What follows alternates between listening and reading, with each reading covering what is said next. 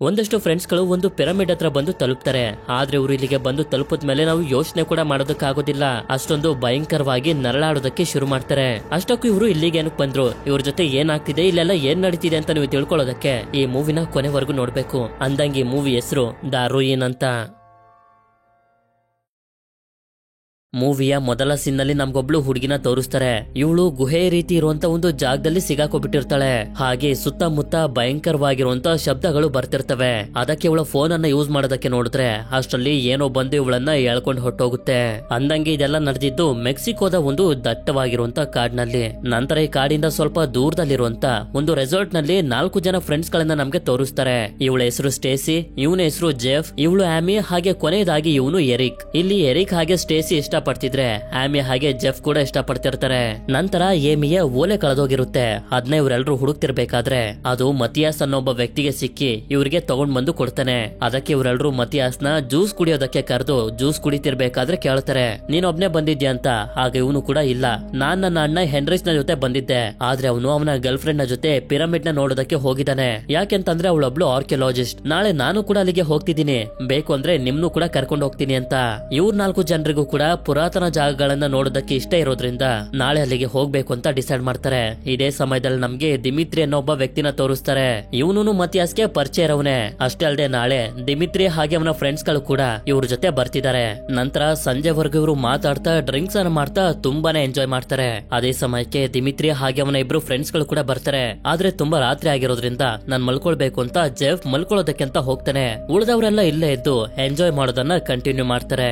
ನಂತರ ಮಾರನೇ ದಿನ ಜಾಕಿಂಗ್ ಮಾಡ್ತಿರ್ಬೇಕಾದ್ರೆ ಜೆಫ್ ನೋಡ್ತಾನೆ ದಿಮಿತ್ರಿ ಇಬ್ರು ಫ್ರೆಂಡ್ಸ್ ಗಳು ಕುಡ್ದು ಬೀಚ್ ನಲ್ಲೇ ಮಲ್ಕೋಬಿಟ್ಟಿರ್ತಾರೆ. ಅದಕ್ಕೆ ದಿಮಿತ್ರಿ ಹಾಗೆ ಮತಿಯಾಸ್ ಇಬ್ರು ಸೇರಿ ಒಂದು ಮ್ಯಾಪ್ ಅನ್ನ ರೆಡಿ ಮಾಡಿ ಇಡ್ತಿರ್ತಾರೆ. ನಾವೆಲ್ಲರೂ ಹೋಗಿರೋಣ, ಈ ಮ್ಯಾಪ್ ನ ಸಹಾಯದಿಂದ ಅವರು ಎದ್ಮೇಲೆ ಬರ್ಲಿ ಅಂತ.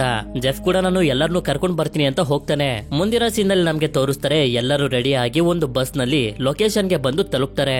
ಆದ್ರೆ ಪಿರಮಿಡ್ ಹತ್ರ ಹೋಗೋದಕ್ಕೆ ಇವರು ಇಲ್ಲಿಂದ 18 ಕಿಲೋಮೀಟರ್ ನ ದೂರದಲ್ಲಿರುವಂತ ಕಾಡಿಗೆ ಹೋಗ್ಬೇಕು. ಹೇಗ್ ಹೋಗೋದು ಅಂತ ಇವರು ಯೋಚನೆ ಮಾಡ್ತಿರ್ಬೇಕಾದ್ರೆ ಅದೇ ಸಮಯಕ್ಕೆ ಒಂದು ಟ್ಯಾಕ್ಸಿ ಕಾಣಿಸಿ ಬಂದು ಕೇಳ್ತಾರೆ, ನಾವಿಲ್ಲಿಗೆ ಹೋಗ್ಬೇಕು, ಕರ್ಕೊಂಡು ಹೋಗಿ ಅಂತ. ಆದ್ರೆ ಇವ್ರು ಮಾತ್ರ ಜಾಗ ಚೆನ್ನಾಗಿಲ್ಲ ಅಂತ ಹೇಳ್ತಿರ್ತಾರೆ. ಆದ್ರೆ ಯಾವಾಗ ದುಡ್ಡನ್ನ ತೋರಿಸ್ತಾರೋ ಕರ್ಕೊಂಡು ಹೋಗೋದಕ್ಕೆ ಒಪ್ಕೊಳ್ತಾರೆ. ನಂತರ ಇವರು ಟ್ಯಾಕ್ಸಿಯ ಒಳಗಡೆ ಬಂದು ಕುಂತ್ಕೊಳ್ತಿದ್ದಂಗೆನೆ ತುಂಬಾ ಹೊತ್ತು ಟ್ರಾವೆಲ್ ಮಾಡ್ತಾ ಮಾಡ್ತಾ ಮೆಕ್ಸಿಕೋದ ದಟ್ಟವಾಗಿರುವಂತ ಕಾಡಿಗೆ ಬಂದು ತಲುಪ್ತಾರೆ. ಟ್ಯಾಕ್ಸಿ ಅವರು ಇವರನ್ನ ಬಿಟ್ಟು ಹೋಗ್ತಾರೆ. ಆದ್ರೆ ಹೋಗೋದಕ್ಕಿಂತ ಮುಂಚೆ ನಂಬರ್ ಅನ್ನ ಕೊಟ್ಟಿರ್ತಾರೆ, ವಾಪಸ್ ಬರ್ಬೇಕಾದ್ರೆ ಕಾಲ್ ಮಾಡಿ ಅಂತ. ಯಾರ ಫೋನ್ ನಲ್ಲೂ ಸಿಗ್ನಲ್ ಬರ್ತಿರೋದಿಲ್ಲ, ಮತಿಯಾಸ್ ನ ಫೋನ್ ನಲ್ಲಿ ಬರ್ತಿರುತ್ತೆ. ಯಾಕೆಂತಂದ್ರೆ ಈ ಒಂದು ವರ್ಲ್ಡ್ ಫೋನ್ ಎಲ್ ಬೇಕಾದ್ರೂ ಸಿಗ್ನಲ್ ಸಿಗುತ್ತೆ. ಇಲ್ಲಿ ಇವರಿಗೆ ಮತಿಯಾಸ್ ನ ಅಣ್ಣನಾಗಿರುವಂತ ಹೆನ್ರಿಸ್ ನ ಜೀಪ್ ಕೂಡ ಕಾಣಿಸುತ್ತೆ. ನಂತರ ಇವರೆಲ್ಲರೂ ಸರಿ ಅಂತ ತುಂಬಾ ಎಕ್ಸೈಟ್ ಇಂದಾನೆ ಕಾಡಿನ ಒಳಗಡೆ ಎಂಟರ್ ಆಗ್ತಾರೆ.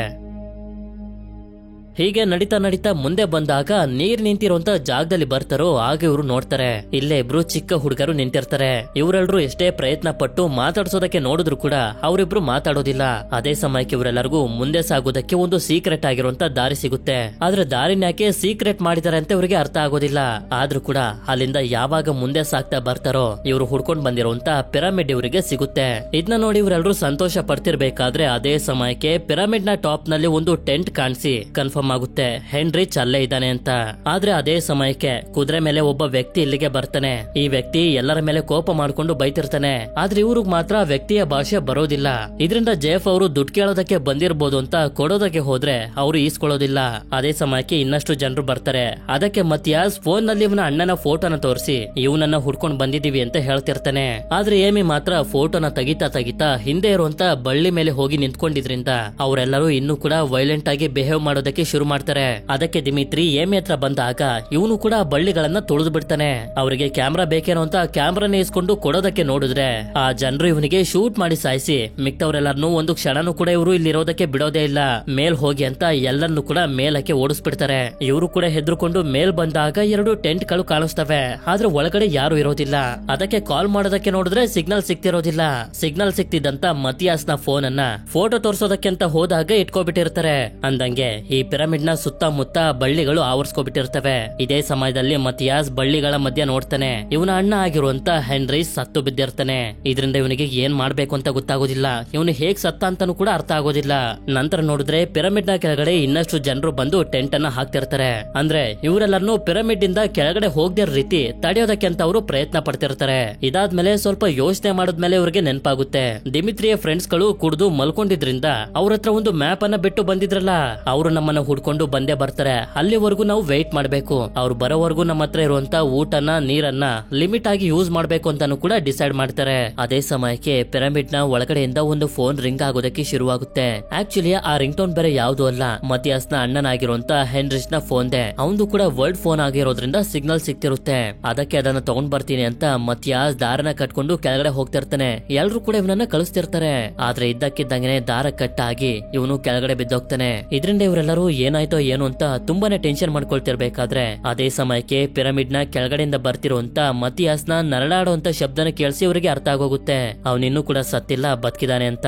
ಅದಕ್ಕೆ ಅವನನ್ನ ಕರ್ಕೊಂಡ್ ಬರೋದಕ್ಕೆ ಸ್ಟೇಸಿ ಹಾಗೆ ಏಮಿ ಇಬ್ರಲ್ಲೊಬ್ರು ಕೆಳಗಡೆ ಹೋಗ್ಬೇಕು ಅಂತ ಡಿಸೈಡ್ ಮಾಡ್ತಾರೆ. ಯಾಕೆಂತಂದ್ರೆ ಹಗ್ಗನೆ ಎಳೆಯೋದಕ್ಕೆ ತುಂಬಾನೇ ಶಕ್ತಿ ಬೇಕು. ಆ ಕೆಲಸನ ಮಾಡೋದಕ್ಕೆ ಜೆಫ್ ಹಾಗೆ ಎರಿಕ್ ಇಲ್ಲೇ ಉಳ್ಕೋತಾರೆ. ಇದಾದ್ಮೇಲೆ ಸ್ಟೇಸಿ ನಾನ್ ಕೆಳಗಡೆ ಹೋಗ್ತೀನಿ ಅಂತ ಡಿಸೈಡ್ ಮಾಡಿ ದಾರದ ಸಹಾಯದಿಂದ ನಿಧಾನವಾಗಿ ಕೆಳಗಡೆ ಬರ್ತಾಳೆ. ಆದ್ರೆ ಕೆಳಗಡೆ ಹೋಗೋದಕ್ಕಿಂತ ಮುಂಚೆ ಸ್ವಲ್ಪ ದೂರದಲ್ಲಿ ಸ್ಟಾಪ್ ಆಗೋಗುತ್ತೆ. ಯಾಕೆಂತಂದ್ರೆ ದಾರ ಅಷ್ಟುದ್ದ ಇರೋದಿಲ್ಲ. ಹಾಗೆ ಕೆಳಗಡೆ ಬಿದ್ದಿರುವಂತ ಮತಿಯಾಸ್ ಕೂಡ ಇವಳಿಗೆ ಕಾಣಿಸ್ತಾನೆ. ನಂತರ ಇವಳು ಸರಿ ಅಂತ ಹೇಳಿ ಅಲ್ಲಿಂದ ಜಂಪ್ ಮಾಡಿ ಕೆಳಗಡೆ ಬರ್ತಾಳೆ. ಆದ್ರೆ ಜಂಪ್ ಮಾಡಿದಾಗ ಇವಳ ಕಾಲಿಗೆ ಏಟ್ ಆಗೋಗಿರುತ್ತೆ. ನೋಡಿದ್ರೆ ಒಂದು ಗ್ಲಾಸ್ ಪೀಸ್ ಇವಳ ಮಂಡಿಗೆ ಚುಚ್ಕೋಬಿಟ್ಟಿರುತ್ತೆ. ಅದನ್ನ ಹೊರಗಡೆ ತೆಗೆದು ಬರ್ತಿರುವಂತ ರಕ್ತನ ಸ್ಟಾಪ್ ಮಾಡೋದಕ್ಕೆ ಪ್ರಯತ್ನ ಪಡ್ತಿರ್ತಾಳೆ.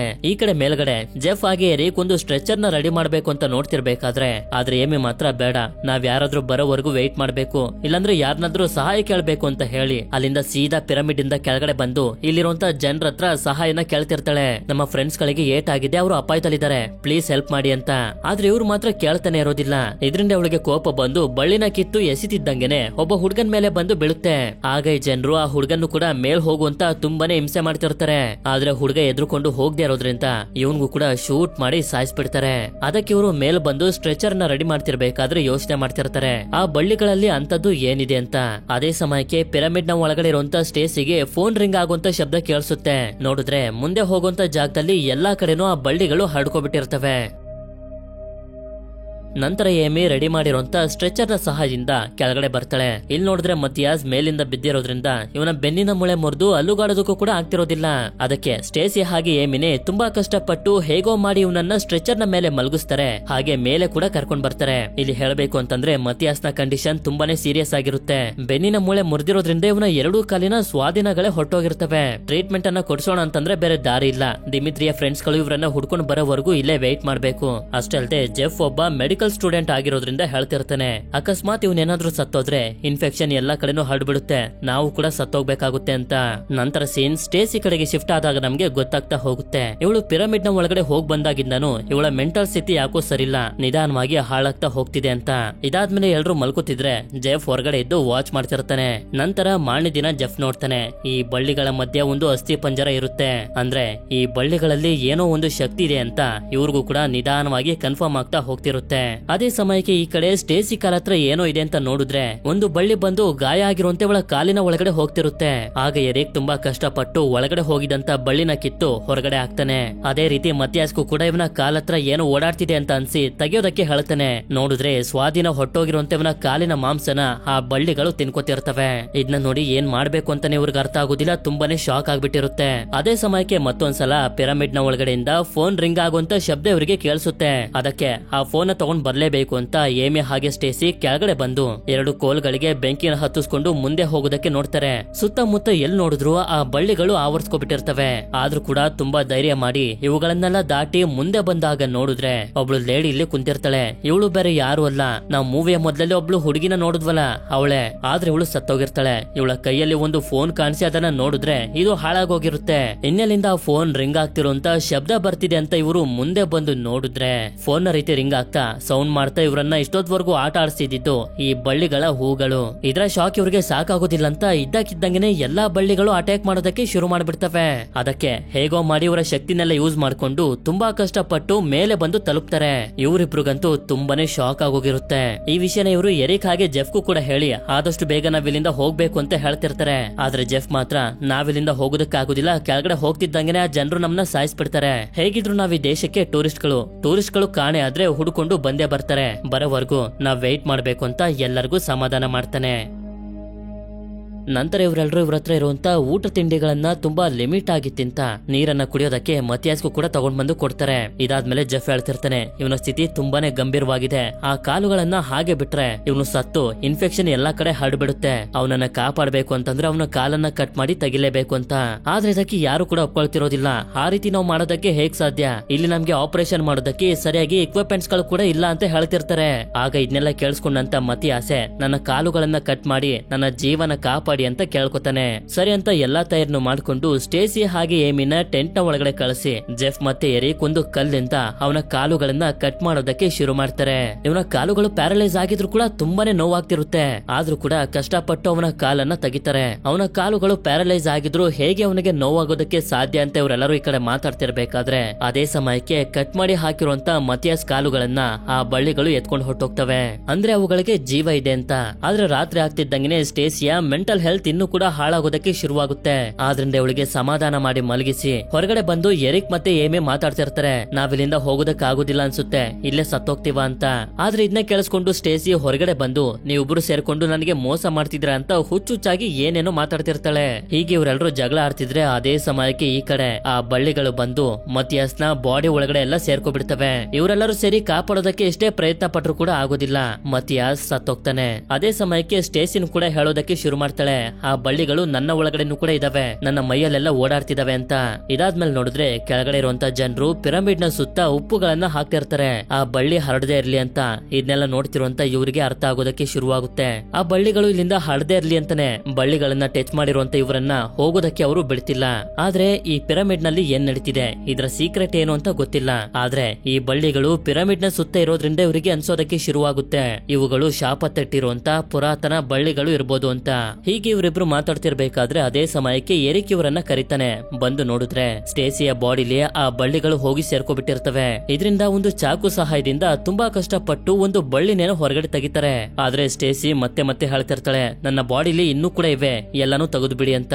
ಇಲ್ಲ ನಾವು ಆ ರೀತಿ ಬಾಡಿನೆಲ್ಲ ಕಟ್ ಮಾಡೋದಕ್ಕೆ ಆಗೋದಿಲ್ಲ ಅಂತ ಇವಳಿಗೆ ಸಮಾಧಾನ ಮಾಡ್ತಾರೆ. ಇದಾದ್ಮೇಲೆ ಎಲ್ಲರೂ ಮಲಗಿರ್ಬೇಕಾದ್ರೆ ಸ್ಟೇಸಿ ಎದ್ದು ಚಾಕುನ ಹುಡ್ಕೋದಕ್ಕೆ ಶುರು ಮಾಡ್ತಾಳೆ. ಸ್ವಲ್ಪ ಹೊತ್ತಿನ ನಂತರ ಎಲ್ಲರಿಗೂ ಎಚ್ಚರ ಆದಾಗ ಹೊರಗಡೆ ಬಂದು ನೋಡಿದ್ರೆ ಒಂದು ಭಯಂಕರವಾಗಿರುವಂತ ದೃಶ್ಯ ಕಾದಿರುತ್ತೆ. ಯಾಕೆಂತಂದ್ರೆ ಸ್ಟೇಸಿ ಚಾಕು ಸಹಾಯದಿಂದ ಆ ಬಳ್ಳಿಗಳು ನನ್ನ ಬಾಡಿಲಿ ಇನ್ನೂ ಕೂಡ ಇದಾವೆ ಅಂತ ಎಲ್ಲಾ ಕಡೆನೂ ಕಟ್ ಮಾಡ್ಕೊಬಿಟ್ಟಿರ್ತಾಳೆ. ಇದರಿಂದ ಎರಿಕ್ ಬಂದು ಇವಳನ್ನ ತಡೆಯೋದಕ್ಕೆ ನೋಡಿದ್ರೆ ಇವನ ಎದೆಗೆನೆ ಚುಚ್ಬಿಡ್ತಾಳೆ. ಇದರಿಂದ ಇವನು ಕೂಡ ಸತ್ತೋಗ್ತಾನೆ. ಆಗ ಇವಳಿಗೆ ಗೊತ್ತಾಗುತ್ತೆ ಎಂತ ಒಂದು ದೊಡ್ಡ ತಪ್ಪನ್ನೇ ಇವಳು ಮಾಡಿದಾಳೆ ಅಂತ. ಅದ್ರ ಜೊತೆಗೆ ಬಳ್ಳಿಗಳು ಇವಳ ಬಾಡಿಲಿ ಸೇರ್ಕೊಂಡಿರುವಂತ ನೋವುಗಳು ಬೇರೆ. ಇದರಿಂದ ಇವರನ್ನ ಬೇಡ್ಕೊತಿರ್ತಾಳೆ, ನನ್ನನ್ನ ಸಾಯಿಸ್ಬಿಡಿ ಅಂತ. ಬೇರೆ ದಾರಿ ಇಲ್ಲದೆ ಇವ್ರು ಒಪ್ಕೊಳ್ತಾರೆ. ಆಗ ಕೆಳಗಡೆ ಇರುವಂತ ಜನರು ಸ್ಟೇಸಿ ಕಿರ್ಚ್ಕೊಳ್ಳೋದನ್ನ ಕೇಳಿಸ್ಕೊತಾರೆ. ಇದಾದ್ಮೇಲೆ ಜೆಫ್ ಏಮಿಗೆ ಹೇಳ್ತಿರ್ತಾನೆ, ನನ್ನ ಹತ್ರ ಒಂದು ಪ್ಲಾನ್ ಇದೆ, ನಾನು ಅವರನ್ನ ಡಿಸ್ಟ್ರಾಕ್ಟ್ ಮಾಡ್ತಿರ್ತೀನಿ, ಅಷ್ಟ್ರಲ್ಲಿ ನೀನ್ ಇಲ್ಲಿಂದ ತಪ್ಪಿಸ್ಕೊಂಡು ಹೋಗಿ ಹೆಲ್ಪ್ ಗೆ ಯಾರನ್ನಾದ್ರೂ ಕರ್ಕೊಂಡ್ ಬಾ ಅಂತ. ಇದಾದ್ಮೇಲೆ ಏಮಿ ಸತ್ತೋಗಿರೋ ತರ ನಾಟಕ ಆಡ್ತಿರ್ತಾಳೆ. ಜೆಫ್ ಇವಳನ್ನ ಕರ್ಕೊಂಡು ಕೆಳಗಡೆ ಬರ್ತಾನೆ. ನಂತರ ಇವಳನ್ನ ಕೆಳಗಡೆ ಇಟ್ಟು ಇವಳು ಸತ್ತೋಗಿದ್ದಾಳೆ ಅನ್ನೋ ರೀತಿ ಕೋಪದಲ್ಲಿ ಇವ್ರ ಜೊತೆ ಮಾತಾಡ್ತಿರ್ತಾನೆ. ಆಗ ಈ ಜನರು ಕೂಡ ಡಿಸ್ಟ್ರಾಕ್ಟ್ ಆಗಿ ಇವನ್ ಜೊತೆ ಫೈಟ್ ಮಾಡೋದಕ್ಕೆ ನೋಡ್ತಿದ್ರೆ, ಇದರಿಂದ ಏಮಿ ತಪ್ಪಿಸ್ಕೊಂಡು ಹೋಗೋದಕ್ಕೆ ನೋಡ್ತಿದ್ರೆ ಅಷ್ಟ್ರಲ್ಲಿ ಈ ಜನರು ಬಾಣಗಳನ್ನ ಹೊಡೆದು ಜೆಫ್ ನ ಸಾಯಿಸ್ಬಿಡ್ತಾರೆ. ಈ ಕಡೆ ಏಮಿ ಹೆನ್ರಿಚ್ ನ ಜೀಪ್ ಇರುತ್ತಲ್ಲ ಅದರ ಸಹಾಯದಿಂದ ತಪ್ಪಿಸ್ಕೊಂಡು ಹೋಗ್ತಿರ್ಬೇಕಾದ್ರೆ ಮತ್ತೊಂದು ಭಯಂಕರವಾಗಿರುವಂತ ವಿಷಯ ನಮ್ಗೆ ಗೊತ್ತಾಗುತ್ತೆ. ಅದೇನು ಅಂತಂದ್ರೆ ಇವಳ ಬಾಡಿ ಒಳಗಡೆನೂ ಕೂಡ ಆ ಬಳ್ಳಿಗಳು ಸೇರ್ಕೊಬಿಟ್ಟಿರ್ತವೆ. ಇದಾದ್ಮೇಲೆ ಮುಂದಿನ ಸಿನ್ನಲ್ಲಿ ನಮ್ಗೆ ತೋರಿಸ್ತಾರೆ, ದಿಮಿತ್ರಿ ಇಬ್ರು ಫ್ರೆಂಡ್ಸ್ ಗಳು ಇರ್ತಾರಲ್ಲ ಅವರು ಅವನನ್ನ ಹುಡ್ಕೊಂಡು ಪಿರಮಿಡ್ ಹತ್ರ ಬರ್ತಾರೆ. ಇಲ್ಲಿಗೆ ಈ ಮೂವಿ ಎಂಡ್ ಆಗುತ್ತೆ.